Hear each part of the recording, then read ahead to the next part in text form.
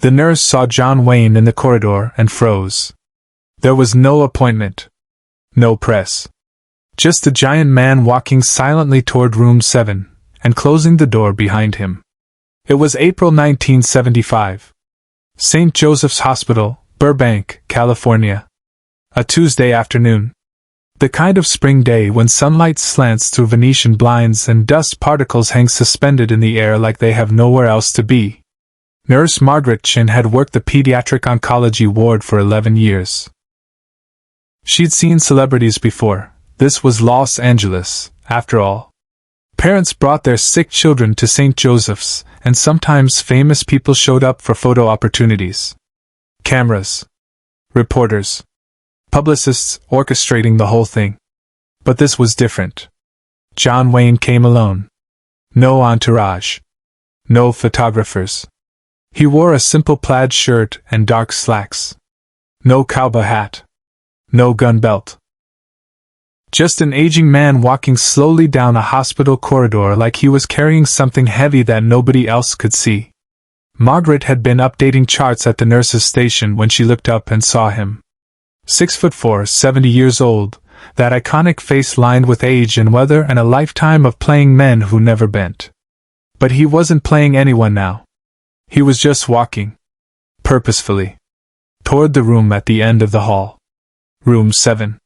She almost called out to him. Almost asked if he needed help, if he was lost, if someone was expecting him. But something in his posture, the set of his shoulders, the deliberate pace, stopped her.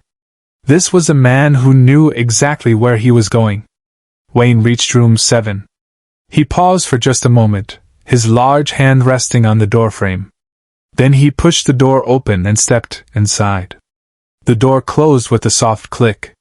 Margaret looked down at her charts. Room 7. Timothy Morrison. Age 9. Acute lymphoblastic leukemia. Stage 4. Terminal. Parents exhausted from months of treatment, currently in the cafeteria trying to eat something, anything, because the doctors had told them there wasn't much time left. Inside that room was a dying child who loved westerns. Wayne didn't raise his voice. He didn't have to. Inside room 7, Timothy Morrison lay propped against thin hospital pillows, and 4 line running to his small arm. He was thin, the kind of thin that comes from illness, not childhood energy.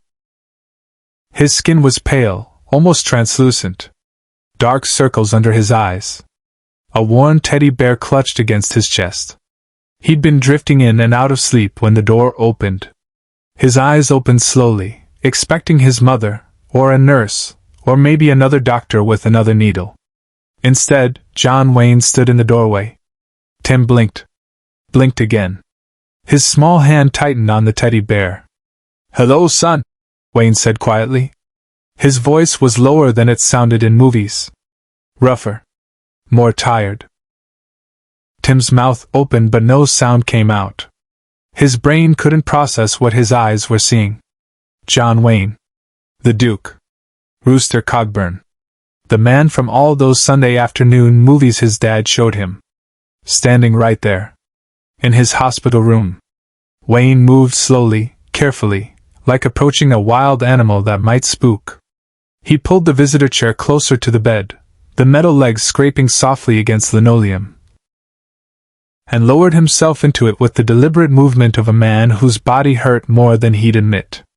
"I heard you were here," Wayne said simply. "Thought I'd stop by." "You're..." Tim's voice was barely a whisper. "You're John Wayne. That's what they tell me." The faintest hint of a smile. "What's your name, partner?" "Timothy." "Tim." The boy's eyes were huge. "How did you know I was here?" Wayne was quiet for a moment. When he spoke, his voice carried something most people never heard in John Wayne movies: uncertainty. "Your nurse. Margaret. She's friends with someone who works at the studio. They mentioned you'd asked to see True Grit one more time. Said you loved westerns." He paused. "Said you were a brave kid." Tim looked down at his teddy bear. "I'm not brave. I cry. A lot." "Crying doesn't mean you're not brave," Wayne said. Bravest men I knew in the war cried plenty. Courage isn't not being scared. It's showing up even when you are. There was weight in those words. Tim sensed it, even at 9 years old. Wayne reached out, that massive, weathered hand, and gently took Tim's small one.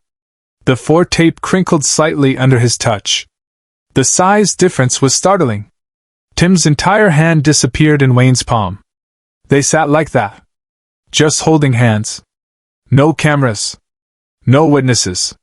Just an old actor and a dying child in a hospital room while afternoon sunlight cut through the blinds. Can I tell you something? Wayne asked after a long silence. Tim nodded. I never went to war. Wayne's jaw tightened. World War II. Everyone else went. My friends. Good men. They went and fought, and some of them didn't come back. And I had my reasons. Career. Family. Reasons that made sense at the time. He looked at their joined hands. But it's haunted me my whole life. Playing soldiers. Playing heroes. When the real heroes were the ones who actually showed up. Tim didn't understand all of it.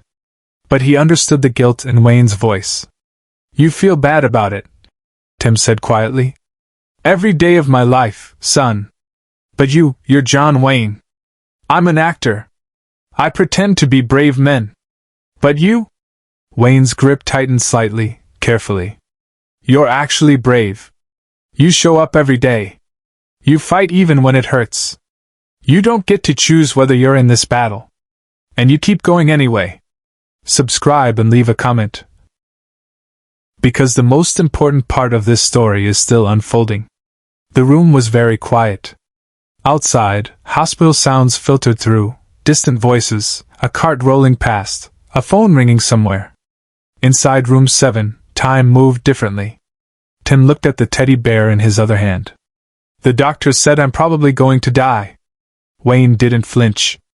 Didn't offer false comfort. Didn't say, everything will be okay, the way adults usually did. Yeah, he said simply.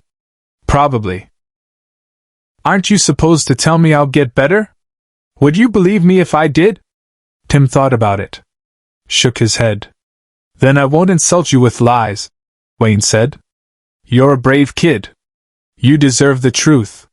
Something shifted in Tim's expression. Relief, maybe?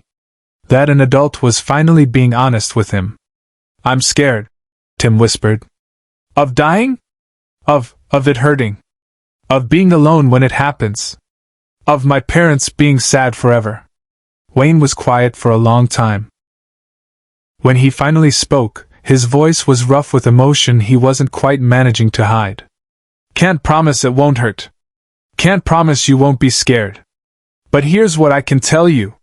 He leaned forward slightly. Every man who ever did anything worth doing was scared. Every soldier who ever charged up a hill. Every cowboy who ever faced down trouble. They were all scared. But they did it anyway. Because they had to? Because it mattered. Wayne paused. You matter, Tim. You matter to your parents. You matter to everyone who's known you. And when you're gone, and I'm sorry, but when you're gone, they're going to remember a kid who fought like hell. Who stayed brave even when everything was hard. That's legacy, son. That's what outlasts everything else. Tim's eyes filled with tears. Wayne's did too, though he tried to hide it. I don't want to be forgotten, Tim said. Wayne released Tim's hand for just a moment. He reached into his pocket and pulled out something small. A St. Christopher medal. Tarnished silver on a simple chain. My mother gave me this, Wayne said, turning it over in his weathered fingers. Said it would keep me safe. I've carried it through every film, every location, every time I pretended to be brave.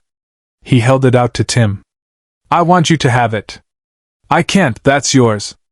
And now it's yours. Wayne's voice was firm. Gentle, but firm. You're braver than I ever was, kid. You've earned it. And when you... He swallowed. When your time comes, you'll have something that belonged to a friend. You won't be alone. Tim took the medal with shaking hands. It was warm from Wayne's pocket. Heavy. Real. Will you? Tim's voice broke. Will you tell my parents I was brave? I'll tell them you were the bravest person I ever met. Wayne's voice cracked. And I'll mean it. Away from the cameras, Wayne made a choice no one expected. They sat together for another 20 minutes. Wayne told stories, not movie stories, but real ones. About his childhood. About making mistakes. About fear and regret and the things that keep a man awake at night. Tim listened. Sometimes he asked questions. Sometimes he just held the medal and looked at it. When Wayne finally stood to leave, his knees creaking, his back protesting, Tim spoke one more time. Mr. Wayne? John. Call me John. John, thank you for not lying to me. Wayne nodded. His eyes were red. His famous composure completely gone. Thank you for reminding me what courage looks like, he said. He walked to the door. Paused. Turned back. Tim? Yeah? When I die, and I will, probably sooner than later, I'm going to look for you. Wherever we end up. And I'm going to shake your hand again and tell you I was right.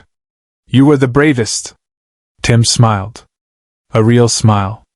The first one in weeks.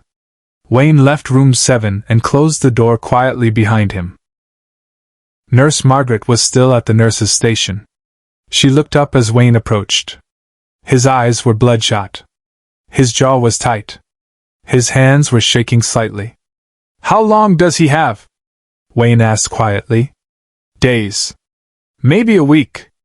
Wayne nodded slowly. His parents? Cafeteria. They don't know you were here. Good. Wayne's voice was firm. Don't tell them. Don't tell anyone. This was between me and Tim. Nobody else needs to know. Margaret started to protest, but Wayne cut her off. Not unkindly, but with absolute finality. Please, he said. This wasn't for publicity. This was... He struggled for words. This was for me. He gave me something today. Something I've needed for 30 years. And I gave him the only thing I had worth giving. Let that be enough. He walked down the corridor. Slowly. Like every step hurt. Margaret never told anyone. Not the press. Not the hospital administrators. Not even her friend at the studio. But what followed would stay with everyone who witnessed it, forever. Timothy Morrison died 6 days later. Peacefully, the doctor said. In his sleep. His parents were there. He was holding his teddy bear in one hand. In his other hand, clutched tight enough that they had trouble opening his fingers, was a tarnished silver St. Christopher medal on a simple chain. His parents didn't recognize it. They asked the nurses if they knew where it came from. Nobody did. It became one of those small mysteries, a final gift from somewhere, to someone who needed it. They buried Tim with the medal. His mother insisted. He was holding it when he died, she said. It mattered to him. 3 years later, in 1978, John Wayne was diagnosed with stomach cancer. Terminal. He had maybe a year, the doctor said. He never spoke publicly about Room 7. Never mentioned Timothy Morrison in interviews. But people close to him noticed something. When the pain got bad, when the treatments made him weak, when he thought about quitting, he'd reach for his pocket. The pocket where he used to keep his mother's St. Christopher medal. It wasn't there anymore. He'd given it away. But the gesture, the reaching, that stayed. Like he was checking on something important. Making sure a promise was kept. Wayne died in June 1979. 4 years after that afternoon in St. Joseph's Hospital. At his funeral, among all the Hollywood stars and industry legends and political figures, there was a woman in the back row who most people didn't recognize. Timothy Morrison's mother. She'd seen the obituary. She'd felt compelled to come. After the service, she approached Wayne's family. She introduced herself. Explained about her son. About the medal they'd found in his hand. I think, she said quietly, holding out the tarnished silver St. Christopher on its simple chain. "This belongs with him." Wayne's son took it carefully, looked at it, turned it over in his hands just like his father used to. "He never told us about this," he said quietly. "He wouldn't have," Tim's mother said. "That's who he was." They buried the medal with John Wayne. A promise returned.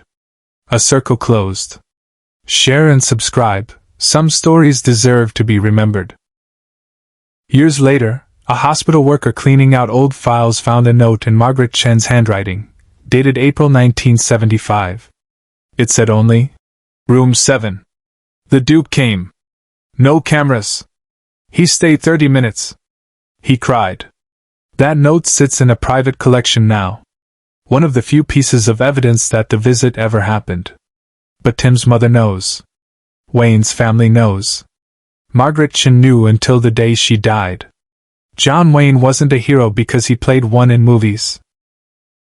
He was a hero because in a hospital room with no witnesses, he gave a dying child the only thing that mattered, honest respect, and the gift of not being alone. The medal rests with Wayne in Pacific View Memorial Park. And somewhere, if you believe in such things, two men are shaking hands again. One finally at peace with himself.